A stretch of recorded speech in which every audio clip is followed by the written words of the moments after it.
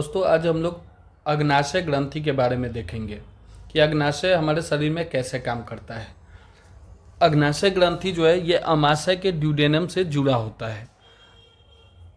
अमाशय stomach को बोलते हैं और अग्नाशय जो है इसको पैनक्रियाज बोलते हैं।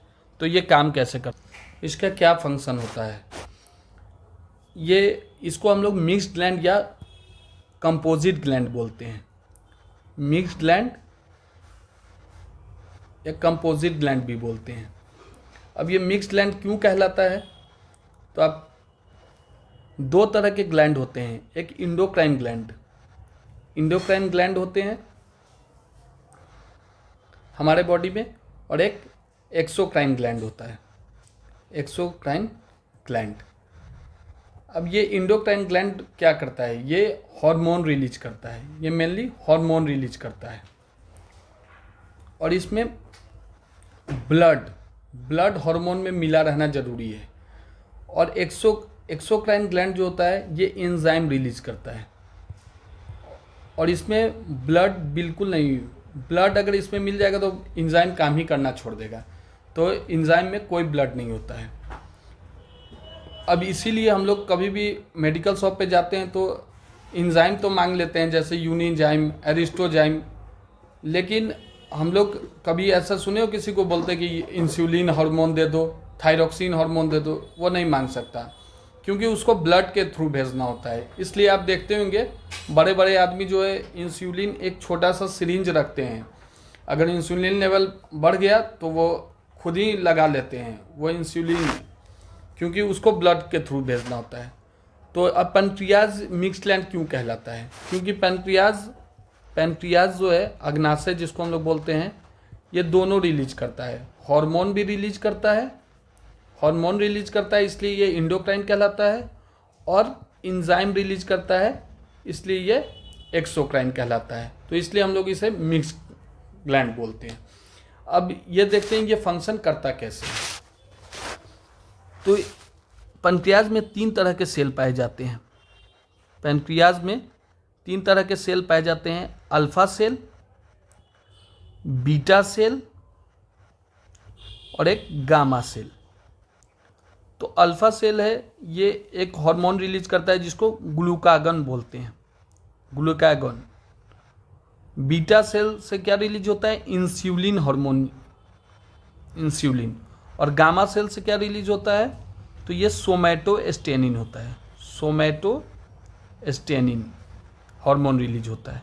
अब ये ग्लूकागोन का क्या फंक्शन होता है, तो ग्लूकागोन क्या करता है, ब्लड में ग्लूकोज की लेवल को बढ़ा देता है, हमारे रक्त में ग्लूकोज की लेवल को बढ़ा देता है। कहाँ कैसे बढ़ा देता है, तो ये लीवर के हेप्टिक सेल पे काम करता है, एक्ट करता है।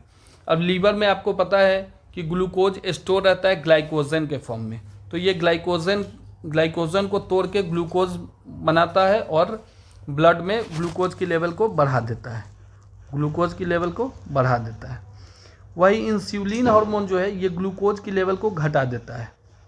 ग्लूकोज, जब डायबिटीज़ नामक बीमारी होती है तो उसमें ब्लड में ग्लूकोज का लेवल बहुत बढ़ जाता है, तो वहाँ ये इंसुलिन हार्मोन का ही काम होता है कि ग्लूकोज को घटाना। अब नेक्स्ट है सोमैटोस्टेनिन। और इंसुलिन हार्मोन जो है ये, इसमें जिंक पाया जाता है, आप याद रखिएगा, जिसको जस्ता बोलते हैं, तो जिंक पाया जाता है। तो जितना ज़्यादा इंसुलिन की मात्रा रहेगी, ग्लूकोज लेवल उतना कम रहेगा और डायबिटीज़ से आप उतना बच पाएंगे। इसीलिए कोरोना में सबको बोला जा रहा था कि जिंक खाइए, क्योंकि डायबिटीज़ वाले को बहुत ज़्यादा वो असर कर रहा था डायबिटीज़ वाले पे। अब सोमैटोस्टेनिन हार्मोन का काम क्या होता है, तो ये इसका काम होता है एसिमिलेशन का काम किसका होता है। अब एसिमिलेशन एक अलग टॉपिक हो जाता है, तो वो नेक्स्ट वीडियो में हम देखेंगे। अब देखते हैं इसको, ये तो देख लिया हम लोग कि ये इंडोक्राइन की तरह काम कर रहा है। अब हम लोग देखेंगे ये एक्सोक्राइन की तरह के कब काम करता है। Pancreas as exocrine, pancreas as exocrine. तो एक्सोक्राइन ग्लैंड का काम क्या होता है, एंजाइम रिलीज करना। तो हम लोग पैनक्रियाज को कंप्लीट डाइजेस्टिव जूस, ये बहुत बार क्वेश्चन आता है, कंप्लीट डाइजेस्टिव जूस। अब ये याद करने का तरीका याद रखिए, CDJLATFCP।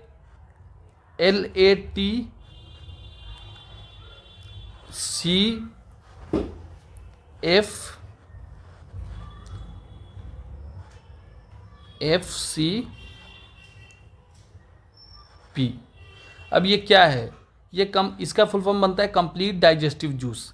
इसका ये मैं लिख देता हूँ, आप बस इतना याद रख लेंगे तो आपका क्वेश्चन सॉल्व हो जाएगा। Complete digestive juice. अगर बायो से क्वेश्चन पूछता है तो ज़्यादातर ह्यूमन फिजियोलॉजी से पूछता है, और उसमें भी एक पीयूष ग्रंथि और एक ये अग्नाशय से बहुत क्वेश्चंस आते हैं। इसका फुल फॉर्म बनता है लाइपेज, एमाइलेज और ट्रिप्सिन। और इसका फुल फॉर्म बनता है फैट। हम लोग जो खाना खाते हैं उसमें मेनली क्या होता है, फैट, कार्बोहाइड्रेट और प्रोटीन। तो देखिए, लाइपेज फैट को तोड़ता है, एमाइलेज कार्बोहाइड्रेट को तोड़ता है, और ट्रिप्सिन जो है प्रोटीन को पेप्टोन में तोड़ता है। और आप ये भी जान लीजिए कि प्रोटीन का पहला बार जो पाचन होता है ये यहीं से शुरू होता है, स्टोमक में ट्रिप्सिन से ही शुरू होता है, क्योंकि स्टार्च का तो काम सलेवरी ग्लैंड से ही, सलाइवा से ही शुरू हो गया रहता है, टैलिन नामक एक एंजाइम से। तो आपको ये याद रखना है। तो पैनक्रियाज कैसे काम करता है, both endocrine as well as exocrine. मतलब अग्नाशय जो है बहिर्स्रावी की तरह भी काम करता है और अंतर्स्रावी की तरह भी काम करता है, क्योंकि ये हार्मोन भी रिलीज करता है और एंजाइम भी रिलीज करता है। तो इतना फैक्ट्स आपको याद रखने हैं। अगर वीडियो इन्फॉर्मेटिव लगा हो तो लाइक और सब्सक्राइब करें। मिलते हैं नेक्स्ट वीडियो में। Thank you.